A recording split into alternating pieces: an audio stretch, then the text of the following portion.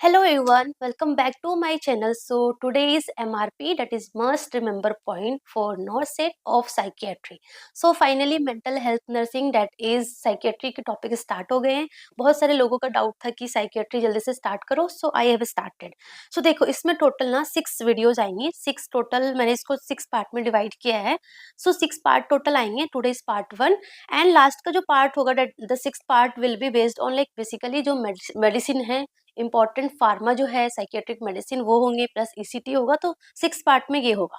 And first 1 to 5 तक में हमारे सारे disorder and the important point सारे डिस्कस करने वाले होंगे, ठीक है ना. सो प्लीज टोटल 6 वीडियो आएंगे, तो 6 वीडियो प्लीज अच्छे से देखना.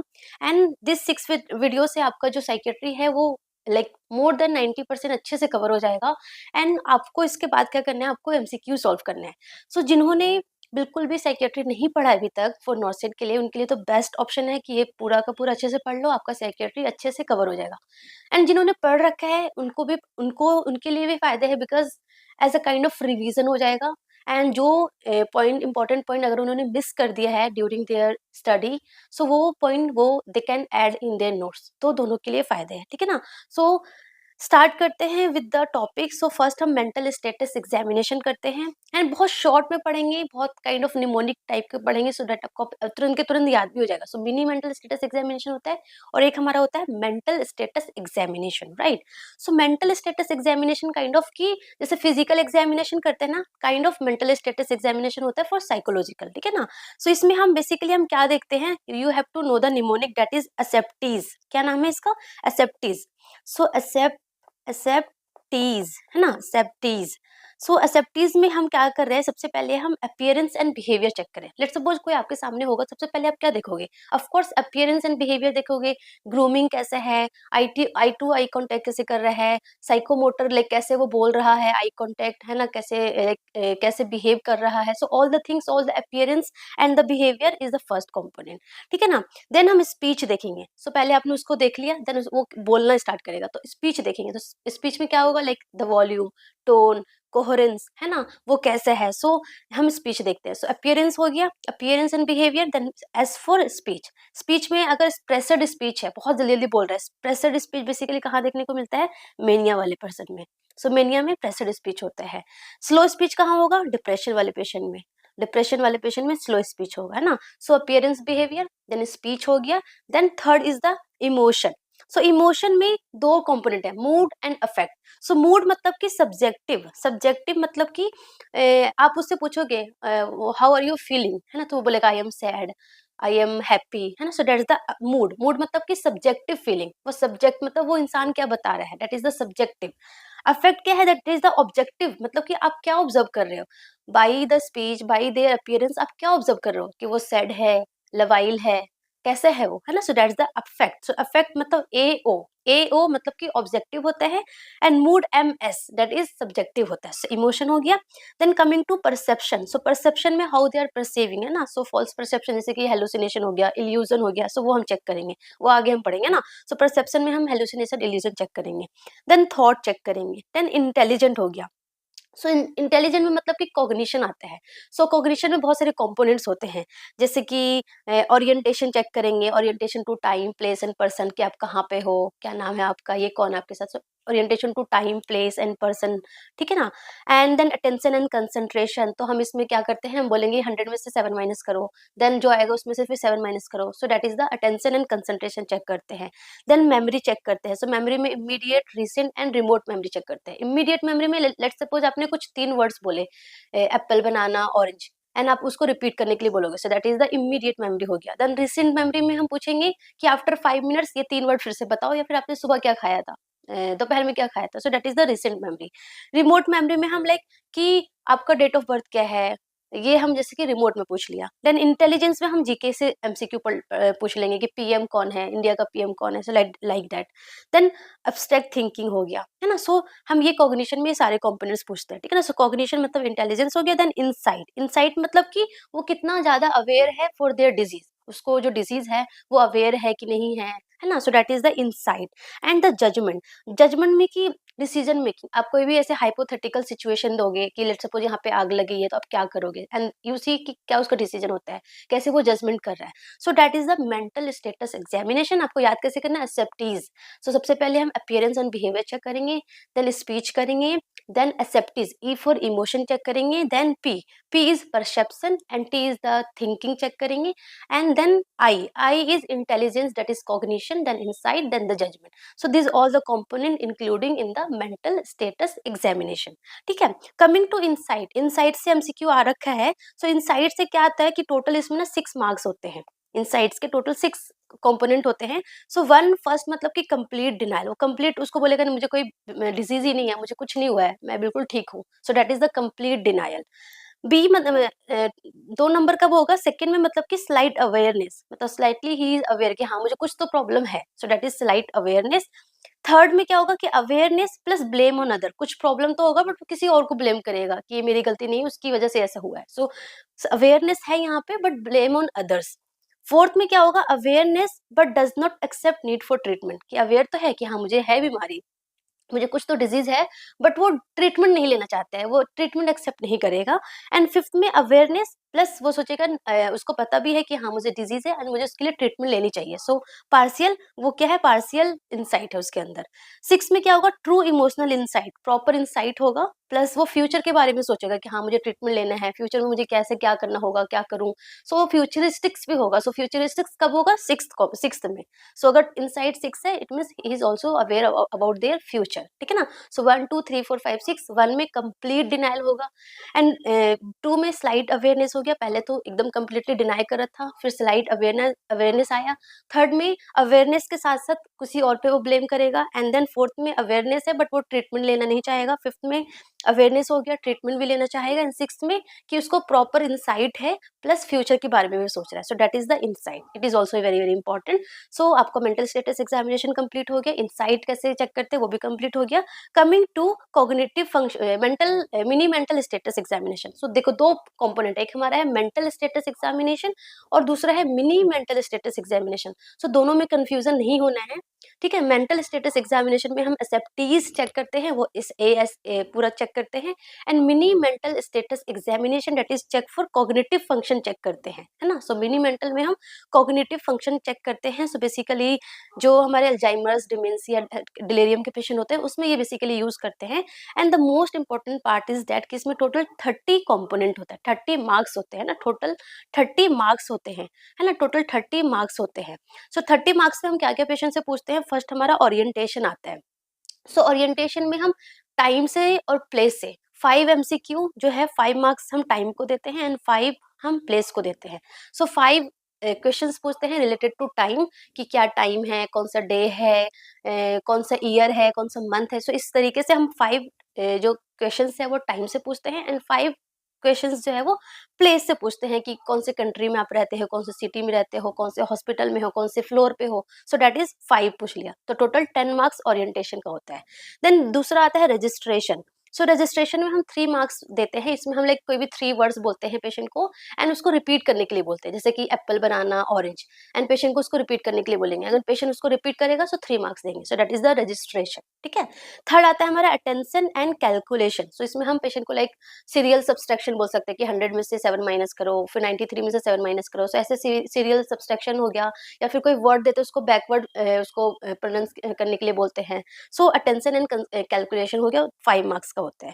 देन रिकॉल, रिकॉल जो हम रजिस्ट्रेशन के टाइम हमने जो पेशेंट को बोला था एप्पल, बनाना, ऑरेंज, वो फिर से बोलते हैं कि रिकॉल करो, आपको याद है कि नहीं है। तो अगर उसको 2 याद होता तो 2 देते हैं, 1 याद होता तो 1 देते हैं, अगर तीनों वर्ड्स याद है तो 3 मार्क्स दे देंगे। So that is recall.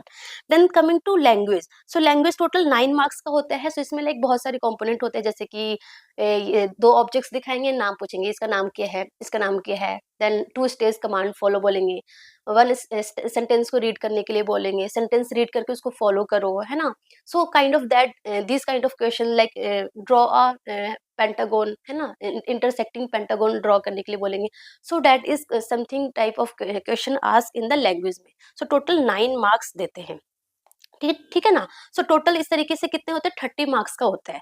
क्या क्या चेक करते हैं, आपको निमोनिक क्या क्या याद करना है, that is oral.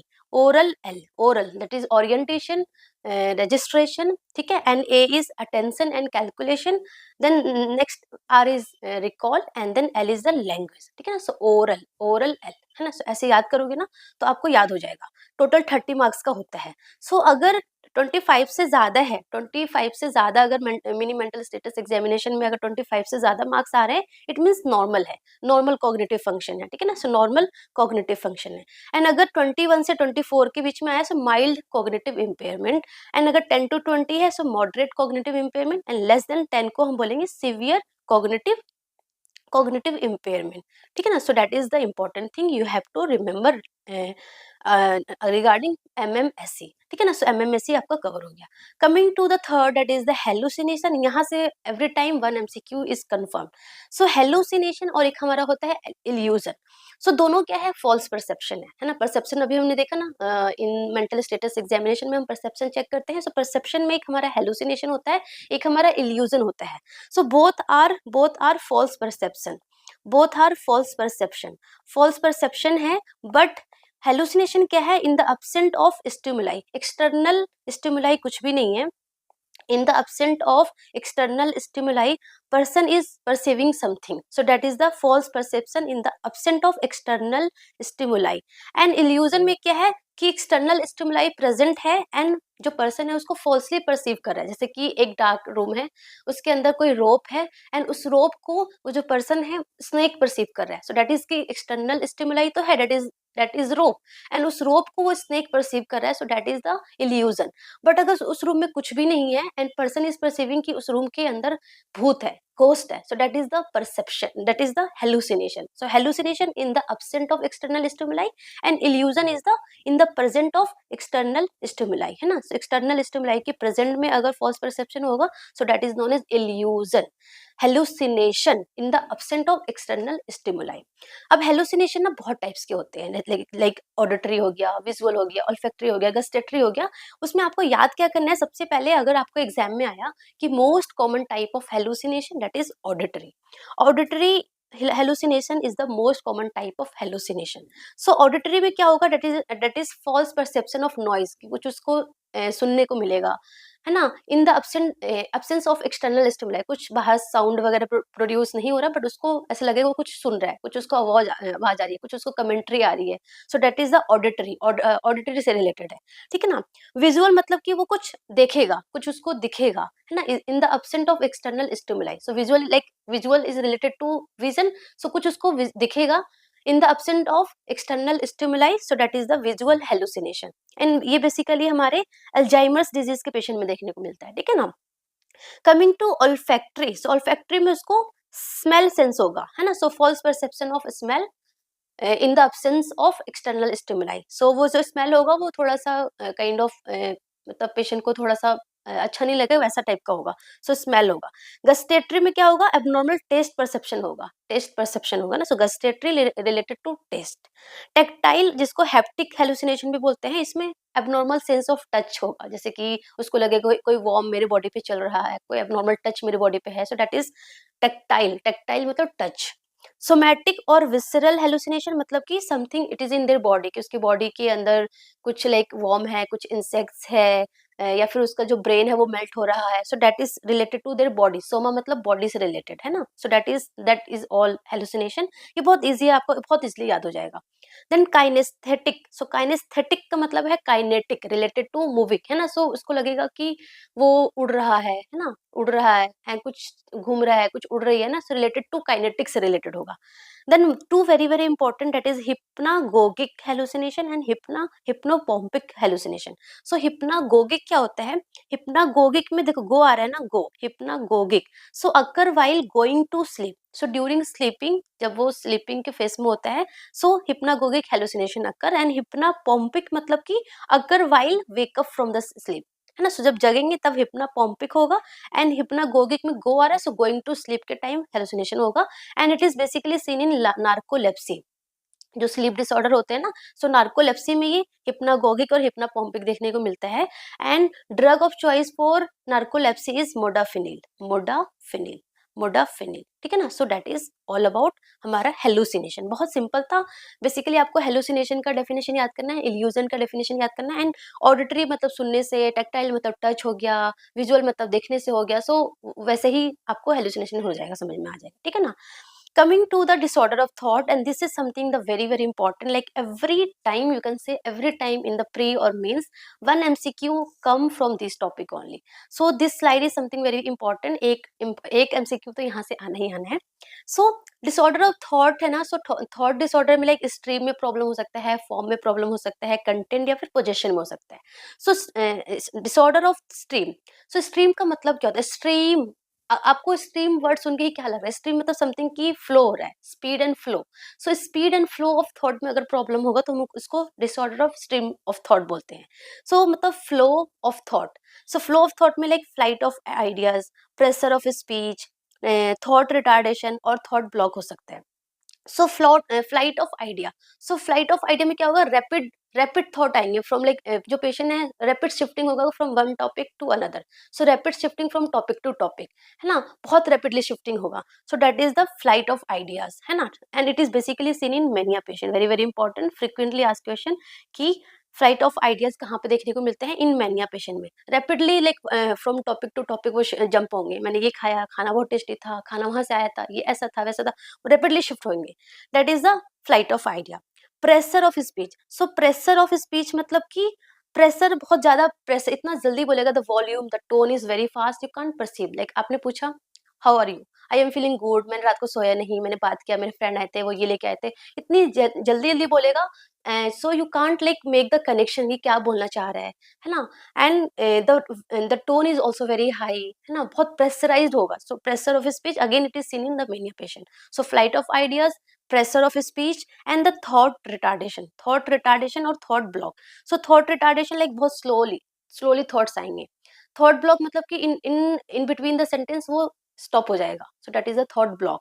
so thought retardation and thought block basically कहाँ देखने को मिलते हैं? डिप्रेशन वाले पेशेंट में देखने को मिलते हैं, ठीक है ना। सो स्ट्रीम याद कर लो, स्ट्रीम मतलब कि फ्लो में प्रॉब्लम है, फ्लो में प्रॉब्लम है, क्या बोलते हैं, स्पीड में प्रॉब्लम है। So flight of ideas, pressure of speech, thought retardation and thought block, ठीक है। सो ये हो गया। Coming to form, so form का मतलब होता है कि कनेक्शन बिटवीन द आइडियाज, है ना। सो logical connection, very important, logical connection between the ideas, है ना, बिटवीन आइडिया के बीच में लॉजिकल कनेक्शन को बोलते हैं फॉर्म। सो फॉर्म में हमारा होता है loosening of association. So loosening of association में क्या होगा कि idea shift from one topic to another, one topic to another में शिफ्ट होगा विदाउट एनी लॉजिकल कनेक्शन, है ना, कोई कनेक्शन नहीं होगा। आपने पेशेंट से पूछा कि how are you feeling, so like I am feeling sad, मेरे फ्रेंड आए थे, उन्होंने मेरे लिए गिफ्ट लाया। सो ऐसे लाइक जो शिफ्टिंग होगा from one topic to another and there is no logical connection, कोई कनेक्शन नहीं है, एंड इरेलीवेंट चीजें बोलता रहेगा। So that is loosening of association, association के बीच में लूजनिंग है, ऐसे याद करो, ठीक है ना। देन टेंजेंशियलिटी, वेरी सिंपल है। टेंजेंशियलिटी आपने पूछा कुछ पेशेंट से, आपके पेशेंट ने वो आंसर दिया ही नहीं, एंड वो घुमाता फिराता रहा, घुमाता फिराता रहा, and he never reach to the point, है ना। जैसे कि आपने पूछा आपको हेडेक है, वो हेडेक ये नहीं बताएगा येस और नो, एंड वो फालतू की बातें इतनी सारी बता देगा, and eight the end of point वो ये आंसर नहीं बता पाएगा कि उसको हेडेक है या नहीं है। So that is the tangentiality. Circumstantiality क्या है कि आपने उससे पूछा आपको हेडेक है, तो पहले वो बहुत घुमाएगा, बहुत लाइक उस बात को बहुत घुमाएगा घुमाएगा घुमाएगा, and then at the end of talk वो बोलेगा यस आई हैव और no I have not headache, कुछ भी बोलेगा, नो और yes, but at the end of the point वो पॉइंट पे रीच करेगा, जो आपने पूछा था उसका आंसर देगा, बट एट द एंड पहले वो बहुत घुमाएगा। सो सर्कमस्टेंशियलिटी घुमाएगा घुमाएगा एंड एट द एंड वो आंसर देगा। टेंजेंशियलिटी मतलब टेंजेंस हो गया, मतलब कि वो कभी अपने पॉइंट पे आया ही नहीं, कभी वो अपने एंड जो फर्स्ट पॉइंट था उस पर कभी वो रीच ही नहीं हुआ। So that is the tangentiality, never reach to that point, ठीक है ना। एंड सर्कमस्टेंशियलिटी पहले बहुत घुमाएगा तब जाके वो अपनी बात पे आएगा, ठीक है। देन क्लैंग एसोसिएशन, सो इसमें क्या है कि क्लैंग एसोसिएशन, सो लाइक जो वर्ड्स है ना, they are connected with some rhyme, very important, यहाँ पे राइम, है ना, words are connected with some rhyme और साउंड से, जैसे कि पेशेंट बोलेगा cat bat rat set I have set, है ना। सो ऐसे कुछ कुछ बोलेगा राइमिंग वर्ड्स, ऐसे साउंड प्रोड्यूस करेगा, so that is the clang association. Clang मतलब राइम यूज करेगा, ऐसे याद करो, क्लैंग मतलब कि राइम और साउंड यूज करेगा। देन न्यूलॉजिज्म, सो न्यूलॉजिज्म मतलब कि न्यू वर्ड डिस्कवर करेगा, न्यू वर्ड डिस्कवर करेगा, न्यू वर्ड डिस्कवर करेगा एंड हैव नो मीनिंग, कोई मीनिंग नहीं है।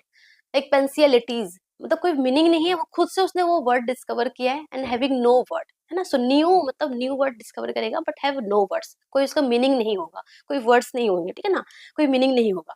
वर्ड सैलेड, सो वर्ड सैलेड मतलब कि सैलेड, सैलेड क्या होता है, सैलेड में लाइक हम बहुत सारी चीजों को मिक्स करते हैं, सो वर्ड सैलेड में मिक्सिंग ऑफ वर्ड होगा बट हैविंग नो कनेक्शन, कोई मीनिंग नहीं होगा, है ना, कोई मीनिंग नहीं होगा, and like there is mixing of the word, there is mixing of the sentence, but कोई ऐसे मीनिंग नहीं होगा, कोई इसमें ग्रामर यूज नहीं होगा, आपको कोई सेंटेंस समझ में नहीं आएगा वो बोलना क्या चाह रहा है, सबको वो मिक्स कर देगा, सो that is the word salad, ठीक है ना। देन perseveration मतलब कि repeating the same idea again and again, like I am ill, I am ill, I am ill, so repeating the same idea, same word again and again, so that is the perseveration, perseveration। ये सारे important point है, like कि exam में basically directly इस point से पूछ लेते हैं कि सर्कम, लाइक वो एक वर्ड दे देंगे, सेंटेंस दे देंगे, एंड दे आस्क कि ये क्या है, सर्कमस्टेंशियलिटी है, टेंजेंशियलिटी है, न्यूलोजिज्म है, क्या है, सो आपको पता होना चाहिए, ठीक है ना।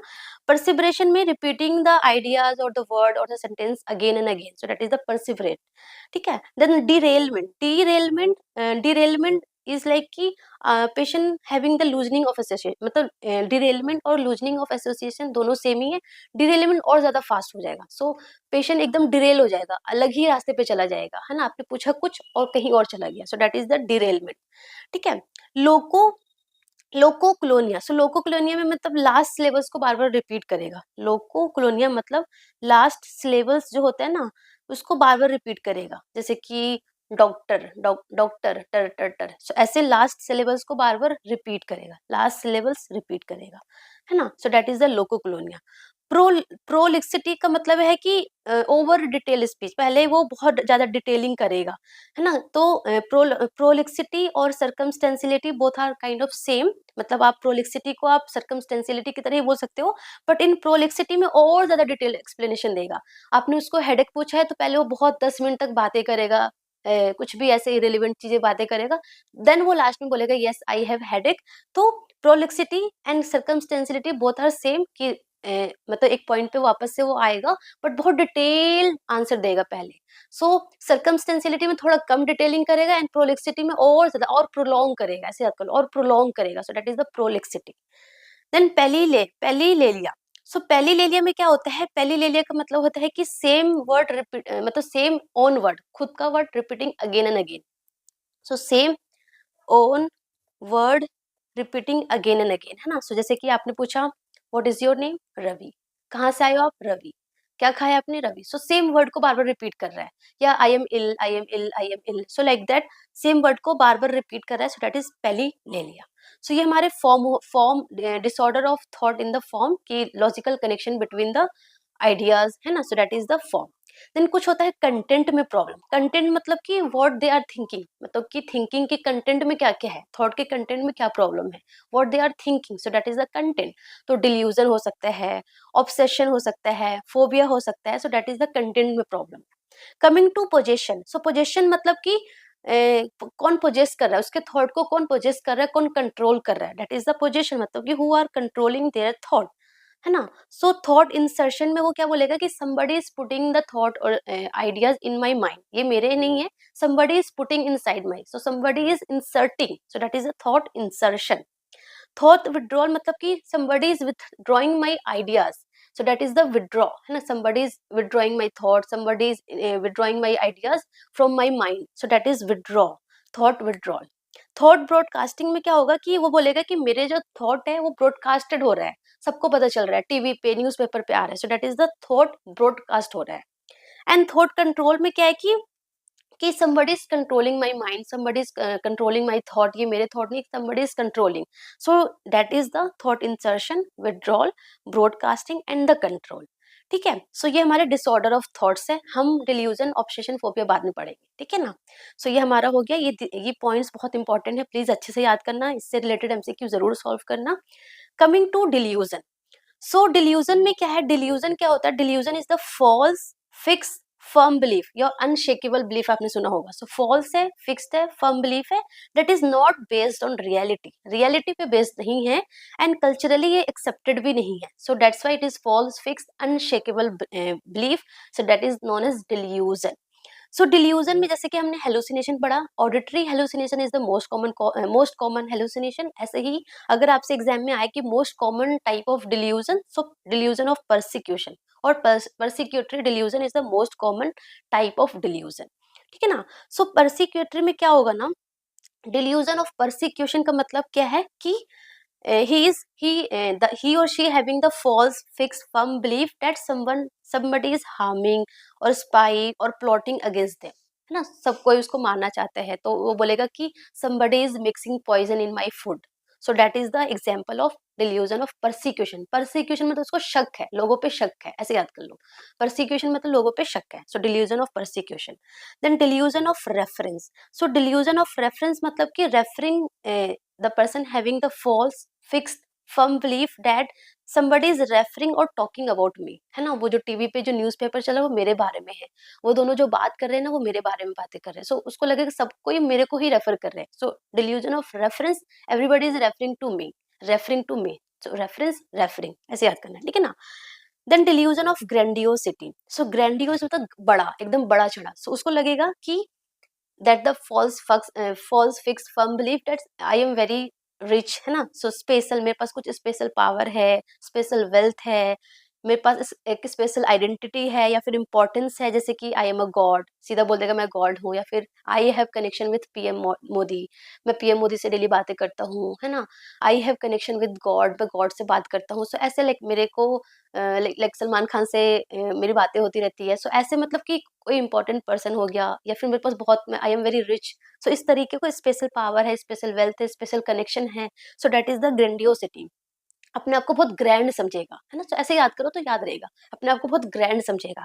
And delusion of grandiosity basically seen in mania patient में. सो मेनिया में ग्रैंडियोसिटी देखने को मिलता है. ठीक है ना. सो मेनिया में लाइक ऐसे बड़ी बड़ी चीजें देखने को मिलेगा, लाइक डिल्यूजन ऑफ ग्रैंडियोसिटी हो गया.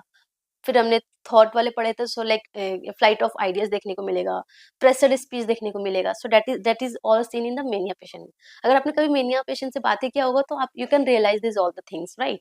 देन डिल्यूजन ऑफ निहिलिस्टिक्स और nihilism. So delusion of nihilism मतलब नहीं, मतलब कि उसको लगेगा कुछ है ही नहीं, कुछ एग्जिस्ट ही नहीं करता है. सो एन फॉर नहीं, एंड फॉर निहिलिज्म और निहिलिस्टिक्स. सो इसमें क्या लगेगा, something does not exist, I am dead, my body is not existing, है ना. सो सब कुछ उसको लगेगा कुछ है ही नहीं, है ना, कुछ है ही नहीं वर्ल्ड में. So like it is seen in severe depression में. And delusion of nihilism is also known as Cotard syndrome, very very important, Cotard syndrome में है. ठीक है ना. सो सिवियर डिप्रेशन में डिल्यूजन ऑफ निहिलिज्म देखने को मिलता है. उसके बाद somatic. So soma is always related to body, है ना. सो उसको लगेगा कि मेरी बॉडी के अंदर स्नेक है, मेरा जो ब्रेन है वो मेल्ट हो रहा है. So that is the false fix firm belief regarding their body. ठीक है ना. So that is the somatic. Then delusion of guilt. So delusion of guilt में क्या होगा, that is a false fix firm belief that कि I am the sinful man, मेरी वजह से अर्थक्वेक आया, मेरी वजह से ये प्रॉब्लम हो रहा है ना. ये जो भी प्रॉब्लम मेरे घर में हो रहा है सब कुछ मेरी वजह से हो रहा है. So that is the kind of sin, kind of guilt for their, है ना. So that is the delusion of guilt. Then delusion of jealousy में, जिसको ओथेलो सिंड्रोम भी बोलते हैं, ओथेलो और डिल्यूजन ऑफ इनफिडिलिटी भी बोलते हैं, ये तीनों सेम नेम है, delusion of jealousy, Othello syndrome और इनफिडिलिटी. सो इसमें उसको क्या लगेगा, my spouse is unfaithful. So it is the false fix firm belief that my spouse is unfaithful for me. ठीक है ना. सो अनफेथफुल है. सो ऐसे याद करना है. हेलो, ओथेलो में क्या आ रहा है, hello. So my wife is doing hello with someone, ऐसे याद आएगा, my wife is doing hello with someone, somebody else. So that is the my spouse is unfaithful, है ना. So delusion of jealousy, Othello syndrome और infidelity. Coming to इरोटोमेनिक delusion, और ये बहुत interesting है. इरोटोमेनिक डिल्यूजन में क्या है कि बेसिकली गर्ल्स में देखने को ज्यादा मिलता है. सो गर्ल्स में देखने को ज्यादा मिलता है. इसमें उसको क्या लगता है कि कोई भी जो हायर स्टेटस पर्सन होता है, so they fall in love with me. So someone with higher status is in love with them, है ना. जैसे कि let's suppose I am giving this example, don't take it seriously, कि सलमान खान को मुझसे प्यार है, वो मुझसे बातें करता है. सो लाइक दैट, है ना. So someone with higher status is in love with them. So that is known as erotomanic delusion और डिक्लेरेम्बॉल्ट सिंड्रोम. ठीक है, दैट इज द इरोटोमेनिया, ठीक है। Then delusion of control, so delusion of control में क्या है कि external force control their thought feeling, है ना, so their impulse behaviour thought जो है वो एक्सटर्नली कोई कंट्रोल कर रहा है, ठीक है ना, that is the delusion of control. So ये हमारे डिल्यूजन का एग्जांपल था, this delusion of grandiosity very important, nihilism very important, है ना, एंड डिल्यूजन ऑफ जेलसी और Othello syndrome is very important, यहाँ से बहुत बार delusion of persecution is also important. So ये सारे इंपॉर्टेंट डिल्यूजन थे, ठीक है। Then coming to the two very important test, that is personality test में आता है, एक हमारा होता है प्रोजेक्टिव टेस्ट। प्रोजेक्टिव टेस्ट मतलब कि अनस्ट्रक्चर्ड टेस्ट होते हैं, अनस्ट्रक्चर्ड टेस्ट होते हैं, अनस्ट्रक्चर्ड टेस्ट होता है।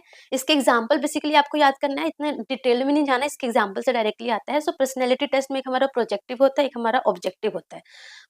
प्रोजेक्टिव में जैसे कि रिसर्च इंक ब्लॉट टेस्ट हो गया, थीमेटिक एप्रिसिएशन टेस्ट हो गया और सेंटेंस कंप्लीशन टेस्ट हो गया। तो लाइक जैसे कि कोई भी लाइक काइंड ऑफ इमेज दिखाते हैं एंड फिर पर्सन से पूछते हैं कि डिस्क्राइब करो, तो वो लाइक अपना इंटरनल अनकॉन्शियस फीलिंग भी डिस्क्राइब करता है।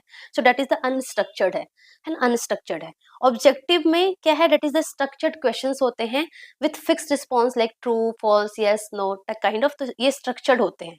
प्रोजेक्टिव जो है वो अनस्ट्रक्चर्ड होता है, ऑब्जेक्टिव क्या है वो स्ट्रक्चर्ड क्वेश्चंस होते हैं।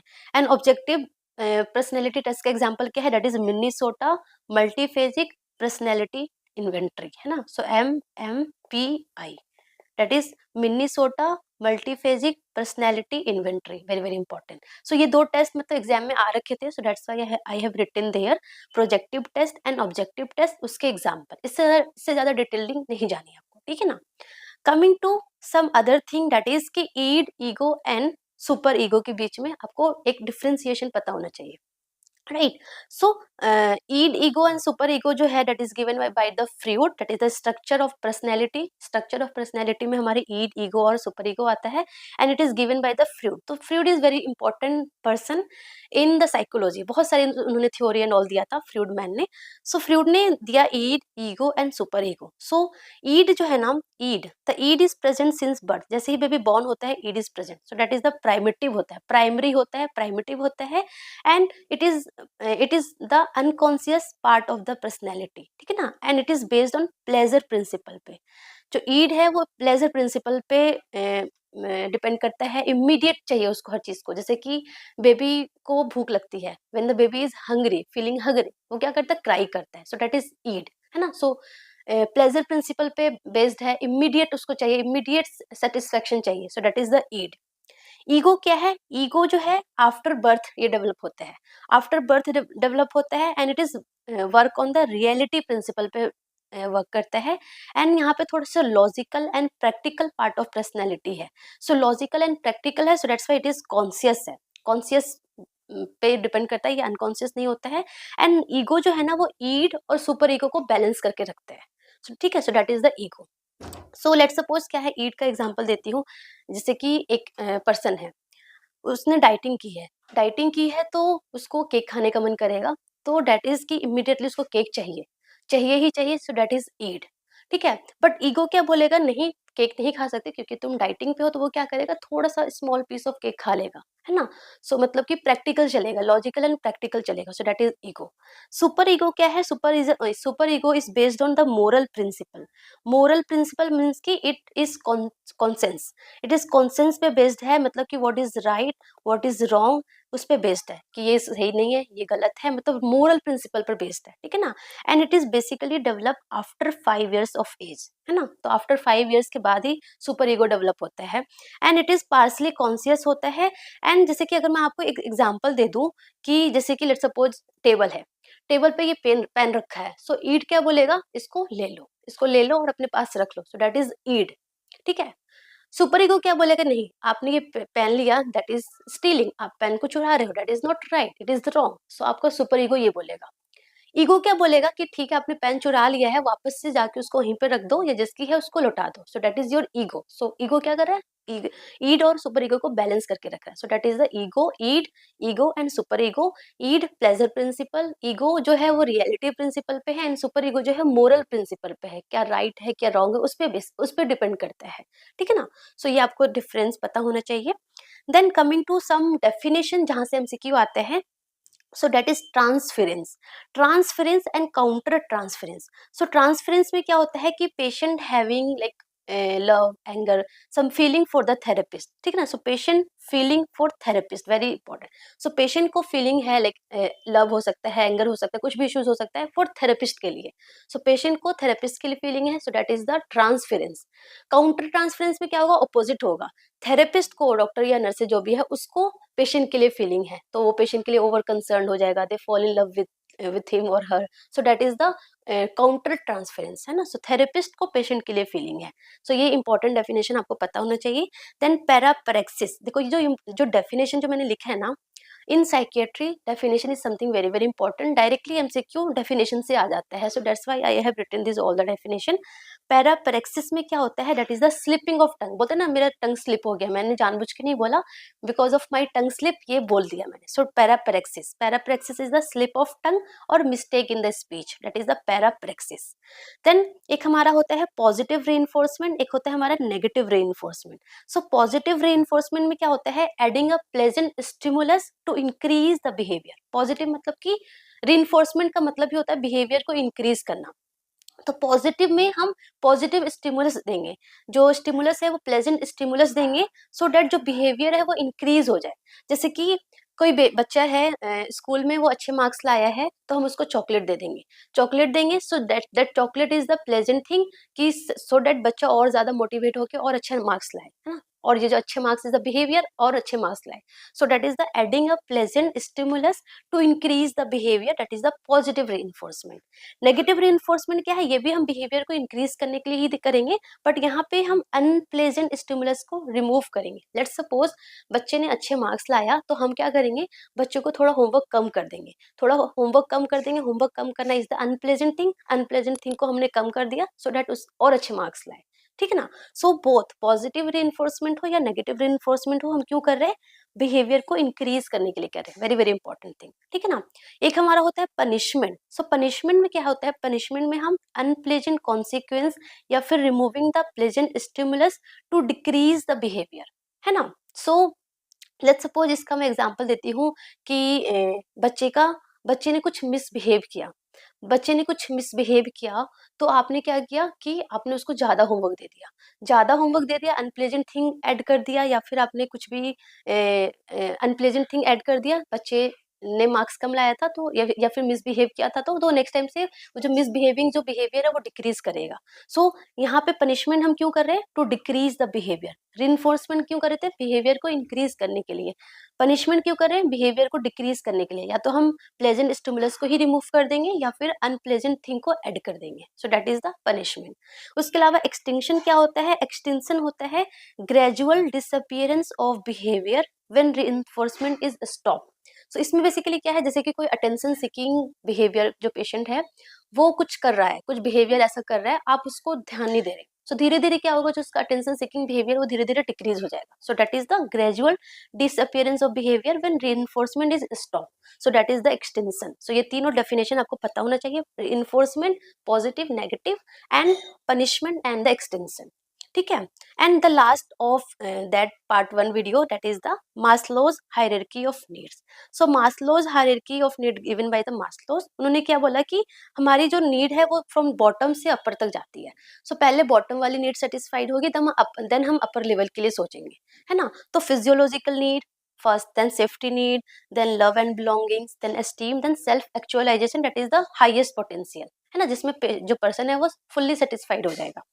फिजियोलॉजिकल नीड्स में like needs for air, water, food, shelter, sleep, clothing and reproduction, ये सारे हमारे फिजियोलॉजिकल नीड में आता है। लेट्स सपोज कोई हंगर मैन है, सो उसको पहले खाना चाहिए, ना कि पहले उसको एम्प्लॉयमेंट या फिर वो पहले सेफ्टी पे फोकस नहीं करेगा, पहले उसको खाना चाहिए। So that is the first, जो लोअर नीड सेटिस्फाइड हो जाएगी, उसके बाद वो अपर नीड पे जाएगा। सो that is the physiological need, है ना। सो आपको कैसे याद करना है, पी स्लेस फिजियोलॉजिकल नीड हो गया, then S for safety need हो गया, L for love and belongings आ गया, देन ई फॉर एस्टीम, जिसमें वो रिस्पेक्ट, सेल्फ स्टीम चाहिए, उसको रिकॉग्निशन चाहिए, है ना, स्ट्रेंथ चाहिए, फ्रीडम चाहिए, स्टेटस चाहिए, that is the esteem need. Then as is the self actualisation, that is the highest potential, ठीक है ना। सो दैट इज हमारा मास्लोज हायरार्की ऑफ नीड था। सो उसमें आपको ये नाम याद होना चाहिए, पी स्लेस physiological safety, love, belongings, esteem and the self actualisation, ठीक है ना। सो आज के टॉपिक में हमने बहुत ज्यादा इंपॉर्टेंट चीजें डिस्कस कर ली है, मतलब पूरे 6 के 6 सीरीज सारे ही इंपॉर्टेंट ही आने वाले हैं। So for today's that is enough. Please इसमें सारा पढ़ो, अगर आपने फर्स्ट टाइम पढ़ रहे हो तो अच्छे से पढ़ो इसको, इस सारे पॉइंट्स को नोट करो, रिवाइज करो, एमसीक्यू से रिलेटेड सॉल्व करो, एंड जिन्होंने पढ़ रखा है उनका तो काइंड ऑफ रिवीजन हो गया होगा, एंड इन बिटवीन अगर आपको लगा होगा कि इनमें से कुछ पॉइंट मैंने नहीं पढ़ा है, सो उसको जस्ट अपने नोट्स में ऐड कर लो, ठीक है। So that's all about today. Thank you so much, all the best, लगे रहो, जमे रहो, पढ़ते रहो।